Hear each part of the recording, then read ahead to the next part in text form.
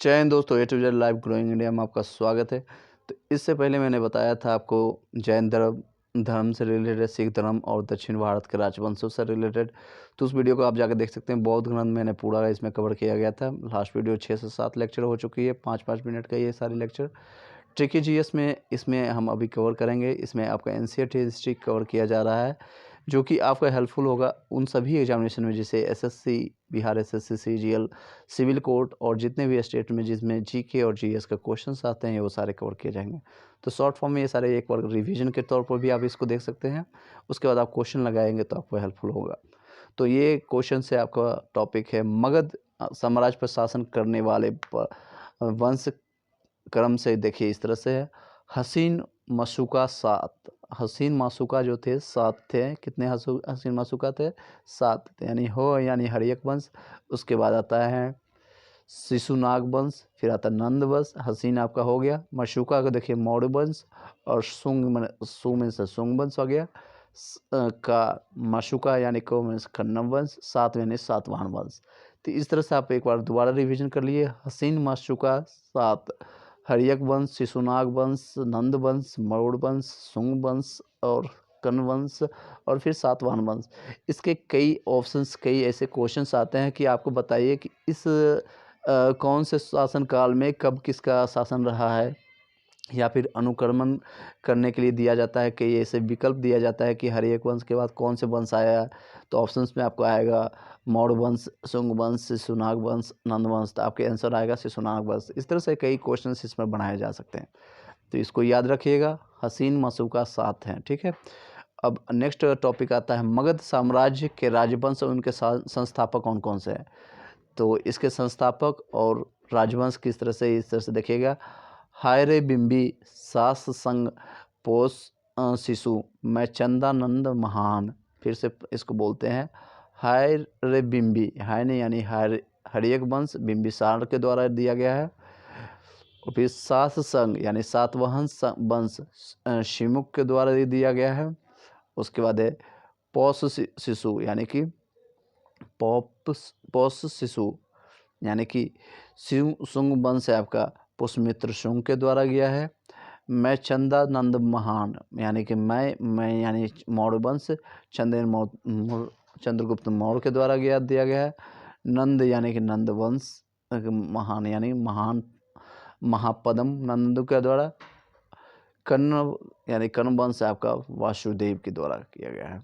इस तरह से आपका ये सारे राजवंश और उसके संस्थापक फिर से बता देता हूँ। हायरे बिंबी, सास संग, सुपोष शिशु, मैं चंदानंद महान यानी कि देखिए हायरेक वंश बिंबिसार के द्वारा, सातवाहन शिमुक के द्वारा, और शुंग वंश पुष्यमित्र शुंग से, शिशु यानी कि शिशुनाग वंश शिशुनाग के द्वारा। ये तो इजी है।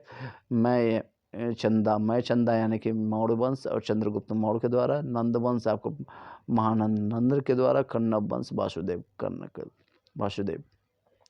अशोक के 14 शिलालेख में वर्णित शब्द क्या क्या थे? ये क्वेश्चन बहुत बार रिपीट होती है, और इसके शिलालेख में जो भी वर्णित होते हैं इस तरह से है।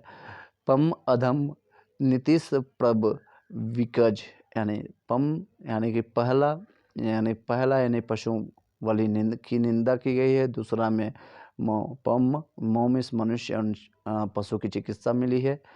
फिर अधम उसमें अधिकारी को निर्देश देना मिला है। इस तरह से 1 से 14 तक आप नंबर लिख लीजिएगा, और उसके बाद इससे सारे चीज़ें इस तरह से याद रखिएगा। पम अधम नीतीश प्रभ विकज यानी कि अधिकारी, और भूमिस धर्म के से नियमों की व्याख्या, महामात्राओं की नियुक्ति, निमंत्रण, तीर्थ यात्रा का वर्णन, यानी सच्ची भेंट एवं शिष्टाचार का वर्णन, प्रजापति का संदेश, वर यानी वरदान का वर्णन, विचारों का सम्मान, को यानी कलिंग का वर्णन, युद्ध का वर्णन, और जनता को धार्मिक जीवन जीने का संदेश देना। इसको फिर से मैं बता देता हूँ। 1 से 14 शिलालेख था। इसमें कितने एक बार क्वेश्चन भी आता है कि कितने शिलालेख अशोक के जीवन काल में वर्णित मिला था। तो ऑप्शंस आपके आंसर हो जाएंगे 14। तो 1 से 14 तक इधर से आपको वर्णित करना है, नंबर लिखना है। इसके बाद आपको लिखना है पम अधम नीतीश प्रभ विकज। पम अधम नीतीश प्रभ विकज, इस तरह से नंबर लिखिएगा और इस तरह से आपको ऑप्शन से आपको क्वेश्चंस मिलते चला जाएगा। तो पम यानी कि पशु बलि की निंदा, मनुष्य शिशु की पशु की चिकित्सा, अधिकारियों को विदेश निर्देश, द मीन्स हो गया धर्म के विशेष नियमों की व्याख्या, मो मीन्स हो गया महामात्राओं की नियुक्ति, नियंत्रण, तीर्थ यात्राओं का वर्णन, सचिव भेंट एवं शिष्टाचार का, प्रजापति का संदेश, वर्तमान का वर्णन, विचारों का सम्मान, कलिंग युद्ध का वर्णन, जनता के धार्मिक संदेशों का वर्णन करना। तो इस टॉपिक में हम अभी कवर करने जा रहे हैं। फिर कनिष्क के दरबारी त्रिरत्न, जो कि जिसको हम शॉर्ट फॉर्म में अचानक कहते हैं, यानी अश्वघोष, चरक और नागार्जुन और कनिष्क। ओम इस अश्वघोष, चौम इस चरक, अचानक, नौम इस नागार्जुन और कनिष्क, ये दरबारी त्रिरत्न जिसको कहते हैं, या 4 रत्न थे तो 4 रत्न। तो कनिष्क के त्रिरत्न थे अचानक, अश्वघोष, चरक और नागार्जुन और कनिष्क। तो इस टॉपिक के बाद आपका एंशियंट हिस्ट्री यानी प्राचीन भारत खत्म हो जाएगा, जो कि शॉर्ट ट्रिक्स में कवर किया है। 4 से 5 लेक्चर में ये सारा वीडियो कवर हुआ है। तो आप प्रीवियस वीडियो को भी आप प्लेलिस्ट में बना दूंगा, उसको आप जाकर देख सकते हैं। नेक्स्ट है टॉपिक प्रमुख दर्शन एवं उनके प्रवर्तक। तो ऑप्शन है चाचा पतंजलि योग कराते, गौतम न्याय कपिल संग बजाते, जा पूर्वी बदर उतर कनाद उल्लू विशेष। इसको एक बार सुनते जाइए, आपको याद हो जाएगा, दिमाग में छप जाएगा। चाचा यानी चार्वक, यानी चा मीन्स चाचा, हाँ, और चार्वक को दर्शन करवाते हैं, पतंजलि योग करवाते हैं, पतंजलि योग दर्शन का है, और गौतम न्याय यानी गौतम न्याय दर्शन करवाते हैं, कपिल सांख्य, कपिल शंख बजाते यानी कि कपिल जो है सांख्य दर्शन से है, और जा पूर्वी बद्री उत्तर में ओके, जा यानी जैमिनी पूर्वामीमांसा दर्शन, पूर्वामीमांसा दर्शन, बदरी उत्तर में यानी कि दैट मीन्स वादपारायण उत्तर मीमांसा दर्शन का, और कनाद उल्लू विशेष है, कनाद उल्लू विशेष है, यानी कनाद उपंग यानी उल्लू का जो है विशेषिक दर्शन से संबंधित है। ये बहुत ही इम्पोर्टेंट है, इसको फिर से एक बार सुन लीजिएगा, मैं इसको बता रहा हूँ। चाचा यानी कि चार्वक दर्शन से, पतंजलि योग कराते, पतंजलि योग दर्शन से, बहुत बार रिपीट है ये बाबा रामदेव का, इसमें आपको आता होगा, योग दर्शन हमेशा कराते हैं, आपको उनको देखते हैं, योग से रिलेटेड है। तो गौतम न्याय दर्शन से हमेशा जब भी देखेंगे गौतम न्याय के लिए रहेंगे। कपिल आपको कपिल सांख्य दर्शन से, जैमिनी पूर्वमीमांसा दर्शन से, और बद्री वादारायण उत्तर मीमांसा से, उलूक जो है विशेषिक दर्शन से। नेक्स्ट है आपको जो बहुत ही इंपॉर्टेंट है, शंकराचार्य द्वारा स्थापित चारों धाम कौन सा है। तो इस तरह से आपको आएगा Bapuda Shri news, Bapuda Shri news. Shri news का मतलब होता है ये नॉर्थ ईस्ट, वेस्ट, साउथ और साउथ हो जाएगा इस तरह से। बापू यानी कि बामिस बद्री धाम, बद्री धाम आपका है उत्तराखंड, उत्तर में पड़ता है, नॉर्थ में। और पू में पूरी धाम यानी जो कि पूरब में उड़ीसा में पड़ता है, भुवनेश्वर में जो पड़ता है।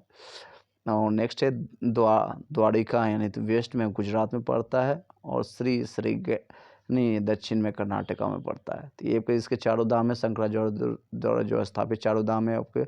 बापू दा, बस इतना ही रखना, बापू दा श्री, बापू, उसके बाद न्यूज़ लगा दीजिएगा, न्यूज़ जो न्यूज़ हम लोग डेली देखते हैं, जी न्यूज़, आज तक, ये सारे न्यूज़। तो ये आपका नॉर्थ हो गया, ईस्ट हो गया, वेस्ट हो गया, साउथ हो गया, इस तरह से लगा देगा।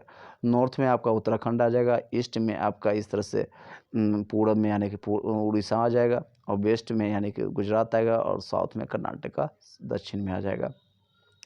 बा से यानी बद्रीनाथ, पूर्व से पूरी धाम, पूरी, और दा से द्वारिका और श्रृंगेरी, बस हो गया। लास्ट है जो कि एंशिएंट हिस्ट्री के प्रसिद्ध एवं कुंभ मेला में संबंधित नदी है। ऊंची प्रसंगा नागो हरि गंगा, ऊंची प्रसंगा यानी उज्जैन कहाँ पर है, शिप्रा नदी पर है। और प्रसंगा यानी प्रयाग जो है संगम नदी पर, यानी संगम जो है गंगा यमुना का जो संगम नदी है, प्रयाग जो है अभी जो कि इलाहाबाद पहले नाम था प्रयाग। नासिक जो है गो यानी कि नागो यानी कि नासिक, नागो रखिए शॉर्ट फॉर्म, गो यानी कि गोदावरी नदी पर है। हरिगंगा, हरिद्वार जो है आपका गंगा नदी पर है। फिर से रिपीट कर देता हूँ। उच्छी, प्रसंगा, नागो, हरिगंगा। उज्जैन शिप्रा नदी पर है आपका। प्रयाग संगम यानी कि यह गंगा यमुना के संगम में। नासिक गोदावरी, नागोस ये तो सिंपल है। नासिक जो आपका गोदावरी नदी पर है। हरिद्वार गंगा नदी पर है। तो इस तरह से आपका एंशिएंट हिस्ट्री इसमें सारा कवर कर दिया गया है। तो 4 से 5 लेक्चर जो है प्रीवियस वीडियो को भी आप देख लीजिएगा, सारा एंशिएंट हिस्ट्री कवर हो जाएगा। मैक्सिमम क्वेश्चन आपका कवर किया जाएगा। आपको एसएससी, बिहार एसएससी, जितने भी बिहार सिविल कोर्ट या फिर जितने भी स्टेट गवर्नमेंट का एग्जामिनेशन होता है, यूपी पीएससी, यूपी स्टेट के, ये सारे कवर किए जाएंगे। Thank you so much. अगर वीडियो अच्छी लगे लाइक कीजिएगा, सब्सक्राइब कीजिएगा। Thank you so much. Have a nice day.